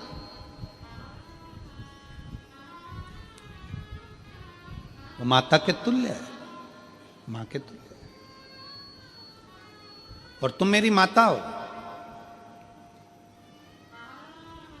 भारत की प्रत्येक बेटी, भारत की प्रत्येक स्त्री, भारत की प्रत्येक नारी अपने बेटे को भोजन कराए, चाहे अपने पति को भोजन कराए, चाहे अपने ससुर को भोजन कराए, चाहे अपने जेठ को भोजन कराए, चाहे अपने देवर को भोजन कराए, चाहे अपने नंदोई को भोजन कराए, चाहे अपने मामा को भोजन कराए, चाहे अपने फूफा को भोजन कराए।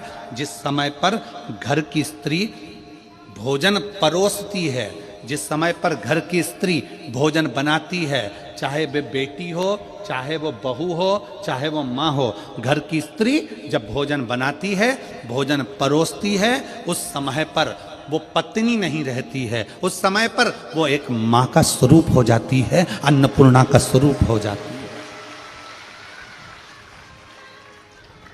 इसका प्रमाण है हमारा काशी,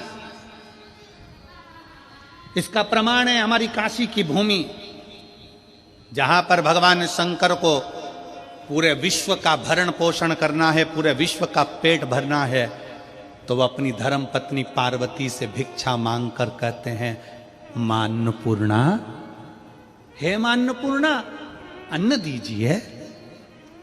पार्वती जी आश्चर्य में पड़ गई, तुम मुझे मां कह रहे हो? शिव, मैं आपकी अर्धांगिनी हूं, आप आज्ञा करो ना। शंकर कहते हैं मां अन्नपूर्णा भिक्षा दीजिए। अन्नपूर्णे सदा पूर्णे शंकर प्राण वल्लभे, हे मां कृपा करिए, आप हमको भिक्षा दीजिए।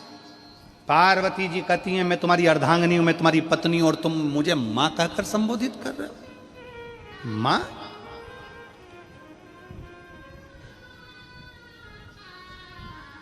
शंकर जी कहते हैं जिस समय पर स्त्री अपने पति को भोजन देती है, जिस समय पर स्त्री अपने पति को अन्न का भाग देती है, जिस समय पर स्त्री अपने पति को भोजन कराती है, उस क्षण प्रत्येक संसार की स्त्री मां बन जाती है, अन्नपूर्णा बन जाती है।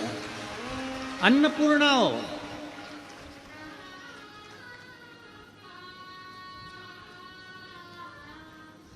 माता भिक्षाम देई, भिक्षा दीजिए। माता भिक्षाम देई, भिक्षा दीजिए।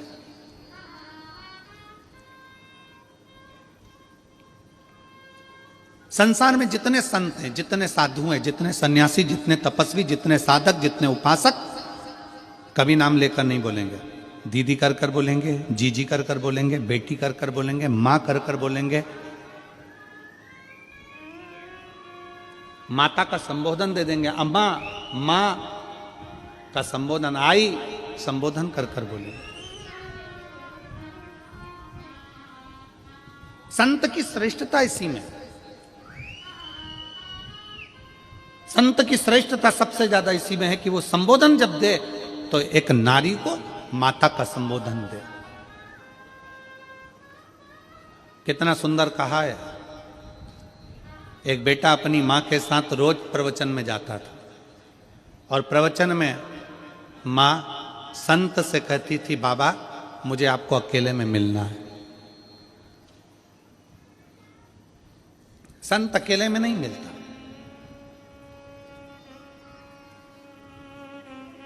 स्त्री रोज कहती है बाबा मुझे तुमसे अकेले में मिलना है, महाराज मेरे को तुमसे अकेले में मिलना है। संत मना कर देते, हम नहीं मिले। एक दिन बेटे को गुस्सा आ गया और बेटे ने कह दिया बाबा जी आप सबसे मिलते हो, मेरी माँ से क्यों नहीं मिलते? कहा बेटा तुम्हारी माता मुझसे अकेले में मिलने को कहती है, मैं अकेले में नहीं मिलना चाहता। तो अकेले में मिलने में दिक्कत क्या है? संत ने कहा एक काम करना, कल तुम अपनी माता का एक कपड़ा, जहां पर मेरे कपड़े सूख रहे हैं उस कपड़े के पास में लाकर अपनी माता का एक कपड़ा डाल देना। तुम्हारी माता का एक कपड़ा लेकर आना, जहां मेरे कपड़े सूख रहे हैं उन कपड़ों के पास में माता का कपड़ा डाल देना। बेटा गया, माँ का कपड़ा उठाकर लाया और जहां संत के कपड़े सूख रहे थे एक डोरी पर, उसी के पास में माँ का कपड़ा डाल दिया। प्रवचन चालू हुआ, सब लोग कथा में आए। एक का ध्यान चले गया संत के कपड़े पर, उसने दूसरे को कोनी मारकर कहा कि संत के कपड़े के पास में स्त्री का कपड़ा। दूसरे ने तीसरी से कहा संत के कपड़े के पास में स्त्री का कपड़ा। तीसरे ने चौथे से कहा, पूरे नगर में बात फैल गई कि ये महाराज अच्छा नहीं है, स्त्री का कपड़ा इसके कपड़े के पास में है, मतलब इसका संग स्त्री के साथ है। सब कथा छोड़ छोड़ कर चले गए। अकेले महाराज वो बच्चे को जाता हुआ देखा तो महाराज ने बुलाकर कहा देख बेटा, तेरी माँ का केवल एक कपड़ा मेरे कपड़े के पास में आया तो लोगों की दृष्टि बदल गई, अगर तेरी माँ से मैं अकेले में मिल लेता तो लोगों के विचार बदल जाते हैं। संत, साधु, सन्यासी, तपस्वी, साधक, उपासक, जितने बड़े बड़े तपस्वी होते हैं ये स्त्री से दूरी बनाकर संबोधन देंगे तो माता का संबोधन देंगे, ए मेरी जीजी हो, ए मेरी बेटी हो, ए मेरी माता हो, मां का संबोधन।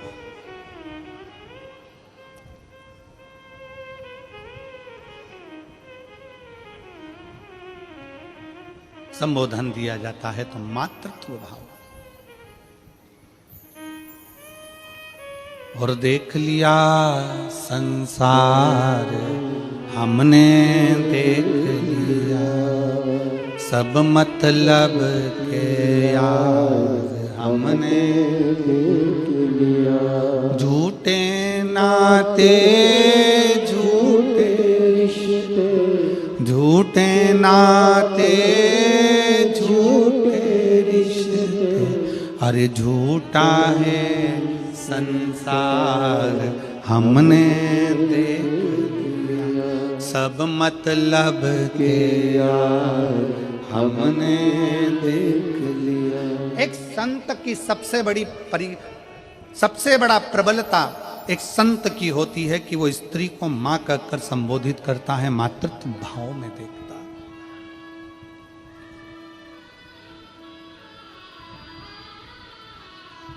एक संत की सबसे बड़ी प्रबलता होती है वो भोजन को बहुत अधिक मात्रा में नहीं पाता, त्याग की भावना होना चाहिए, त्याग की भावना।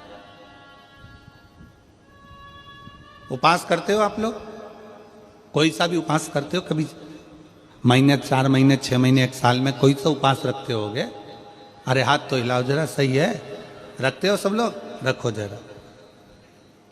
खाते ही खाते हो कि भूखे भी रहते हो? जम के बोलो जरा, थोड़ा भूखे रहते हो। भजन दबाकर करो पर भोजन दबाकर मत करो, शास्त्र कहता है। भजन दबाकर करो, भजन जितना कर सकते हो करो, पर भोजन दबाकर नहीं करो। जो दबा दबा कर खाता है वो एक दिन दवा खाने चला जाता है। दवा खाने जाता ही कौन है? जो ज्यादा दबा के खाता है। जो मिल जाए, इसने बिस्कुट दिया वो खा लो, टॉफी मिल गई वो खा लो, कोई खिचड़ी बांट दिया वो खा लो, चावल मिल गया वो खा लो, पूरन पोली मिल गई वो खा लो, रोटी मिल गई वो खा लो, पापड़ मिल गया वो खा लो, जो ला कर दे वो सब खा लो। खूब दबा दबा कर जो खाता है वो एक दिन दवा खाने चला जाता है। दवा खाने जाता ही कौन है? जो दबा दबा के खाता है। इसलिए खाने पर कंट्रोल होना चाहिए। थोड़ा सा बहुत ध्यान दे, भजन दबा कर करो, भजन जितना कर सकते हो करो, पर भोजन दबा कर मत करो। भोजन को थोड़ा सा दूरी बना करो। पर हमारे यहां तो बड़ी विचित्र बात है, कई लोग ऐसे भी हैं, चाय पीने बैठते हैं, अभी 5 मिनट पहले कोई के साथ बैठ कर पी थी और 5 मिनट बाद कोई दूसरा आ गया तो आन दो, फिर पी गए, फिर कोई आ गया, और काका जी कैसे हो, जा बेटा चाय बना ले। और मेहमान के लिए चाय आई और काका जी के लिए नहीं आई तो मुंह फूल गया। हमारी कहां, मौसा जी आ गए, मौसा जी किसी से मिलने के लिए, फिर कोई आ गया, फिर कोई आ गया, फिर पापा जी अभी तो आपने चाय पी थी, पिताजी अभी तो आपने चाय पी थी, फिर कोई आ गया, फिर चाय, फिर चाय, फिर चाय, आन दो आन दो आन दो। शाम के 7 बजे फिर पेट में एसिडिटी होन दो, होन दो, होन दो, होन दो।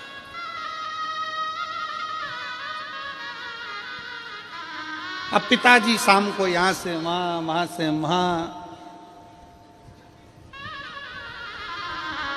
ना जाने। बहू पूछ रही है, पापा क्या हुआ, क्या पता, समझ में नहीं आ रहा है, थोड़ा ऐसी। ग्राम मोहरा मुड़िया, चलो पढ़ो, तुम लोग पढ़ो। मुड़िया ही है, हाँ ठीक है। मुड़िया डोंगरगढ़ से आई, कहीं बैठी हो तो हाथ हिला सकती हैं, आप ही हैं, आ जाओ, एक बेलपत्र ले जाना चाहिए। मैं देवकी बाई सिन्हा, ग्राम मोहरा मुड़िया डोंगरगढ़ से आई हूं। मैं आपकी कथा रसपान गंडई में की थी। पशुपति नाथ का व्रत प्रारंभ करा था और मैंने अपने बेटे के लिए और मेरे पति ने अपने पुत्र के लिए शंकर के मंदिर में खूब झाड़ू पोछा किया। एक लोटा जल के बारे में सुनाना चाहती हूं गुरुदेव। 2024 में मेरे पशुपति व्रत का व्रत उठाया। मेरे पति हर रोज शिवालय में जाकर साफ सफाई करते, शिवालय में जाते सफाई करते, साफ सफाई में लग गए। पुत्र क्या, मेरा पुत्र राघेंद्र सिन्हा, जिसका जॉब नहीं लग रहा था, बहुत कष्ट में थे, टेंशन था क्या होगा, उससे भी कहा कि तू मंदिर जाना प्रारंभ कर और अपनी मेहनत को 4 गुना बढ़ा। अपना परिश्रम कभी कम मत करो, जितनी पढ़ाई करते हो उससे 4 गुना पढ़ाई को ज्यादा बढ़ाओ।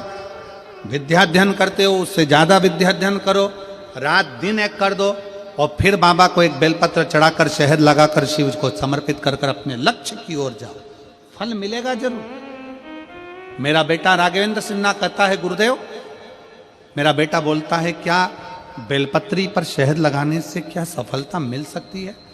मैंने अपने बेटे से कहा, तेरे पिताजी मंदिर में झाड़ू पोछा कर रहे हैं, मैं व्रत कर रही हूं, तू भी मेहनत कर। और आज मैं बाबा को प्रार्थना कर कर, जब कथा श्रवण कर कर गई गंडई की, और कथा में बाबा से प्रार्थना कर कर पंडाल में बैठ कर बोल कर गई, तब मेरे बाबा ने 28 नवंबर 2024 को मेरे बेटे रविंद्र सिन्हा को नायब तहसीलदार के पद पर नियुक्त कर दिया। मैं बाबा को यहाँ धन्यवाद देने के लिए, आज मेरा बेटा रविंद्र सिन्हा बाबा की कृपा से नायब तहसीलदार बन गया है। मैं शिव को प्रणाम करने के लिए यहाँ आई, भगवान को धन्यवाद। एक शिव भक्ति किसको कहते हैं, एक शिव की उपासना किसको कहते हैं, शिव आराधना किसको।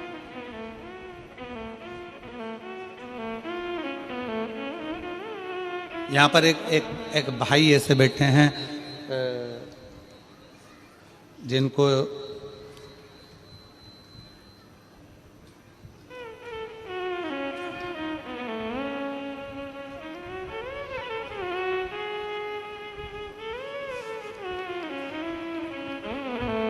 मनोहर लाल साहू, मैं बागद्वार जिला राजनंदगांव छत्तीसगढ़ का निवासी हैं। कहीं बैठे हों तो हाथ हिला सकते हैं। आप ही हैं। श्री शिवाय नमस्तुभ्यं। आ जाओ, एक बेलपत्र ले जाना। आ जाइए। मेरा मोबाइल नंबर यह है। मेरी आयु 60 वर्ष है। मेरा धर्म पत्नी रामवती साहू 58 वर्ष की है। गुरुजी, मैं एक लोटे जल का क्या वर्णन करूं गुरुदेव। मेरे को सोरायसिस की बीमारी 2017 से लग गई।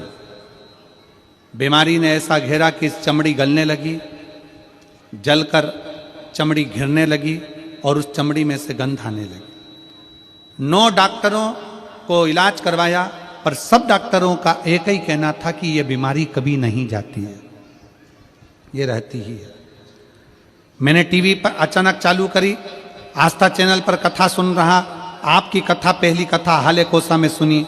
बाबा से विनय करा, मंदिर जाना प्रारंभ करा। शिव जी पर जल चढ़ाना, पोछा लगाना। रायपुर गुड़ियारी में गया, भिलाई में गया, कोरिया में गया। ऐसे आपकी कथा सुनता रहा। मैं भी पक्का ढीठ हो गया। मैंने भी सोच लिया बाबा जब तक नहीं सुनेगा तब तक कथा नहीं छोड़ूंगा। डॉक्टर ने कह दिया ये बीमारी ठीक नहीं हो सकती, शरीर पे से चमड़ी निकलती रहती। अब करूं तो करूं क्या। सीहोर चले गया, बाबा का कावड़ भरी, विनय करी और बाबा की कृपा से 17 अगस्त 2024 को बाबा के धाम से कावड़ भरकर आया। मुझे क्या मालूम था कि सीहोर की कावड़ का जल साधारण नहीं होता। कावड़ चढ़ाकर आया और कुछ ही दिन के बाद में बाबा ने मेरी सुन ली। मेरे शरीर का रोग धीरे धीरे समाप्त होने लगा। डॉक्टर भी आश्चर्य में हैं कि ये सोरायसिस की बीमारी तो कभी जाती नहीं है, पर ये कैसे ठीक हो सकती है। आज मेरा पूरा शरीर ठीक हो चला। 80% मेरे शरीर से रोग समाप्त हो गया और बाबा को मैं 20 किलोमीटर पैदल चलकर यहाँ बाबा को प्रणाम करने के लिए आया। 20 किलोमीटर पैदल चलकर आया। एक पत्र में एक बहन ने लिखा है,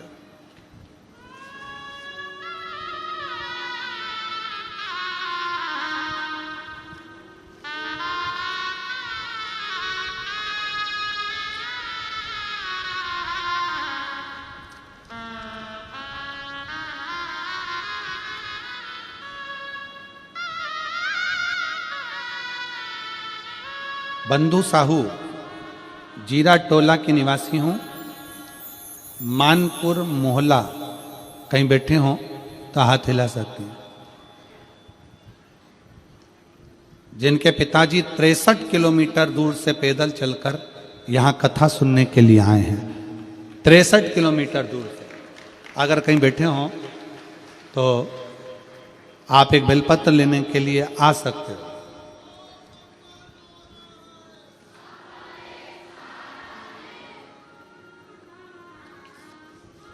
शिव तत्व आ जाइए।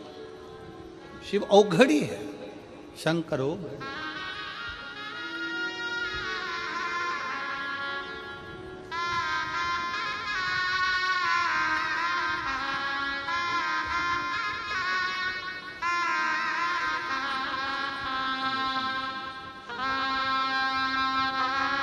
एक बार जोरदार ताली बजाओ। बेटा नायब तहसीलदार बना है। शिव कृपा, बाबा उवड़दानी की करुणा, उनकी उदारता, शिव की भक्ति। शिव तत्व है। आपका विश्वास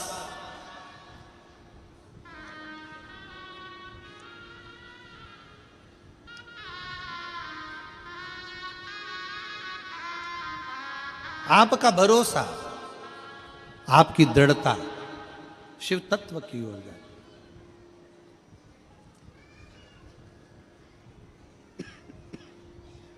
क्या देगा, कैसे देगा मेरा उघड़नाथ, मेरा शंभु। नेध्रु ऋषि